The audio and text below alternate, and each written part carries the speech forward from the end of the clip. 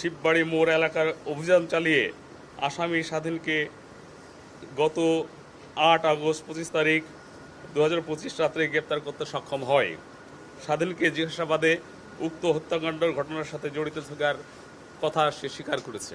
ঠিক সময়ে অনেকগুলো উল্লেখ ও চাঞ্চল্যকর ঘটনার দ্রুততম সময়ে নিষ্পত্তি করে র্যাব সাধারণ জনমনে আস্থা অর্জন করতে সক্ষম হয়েছে।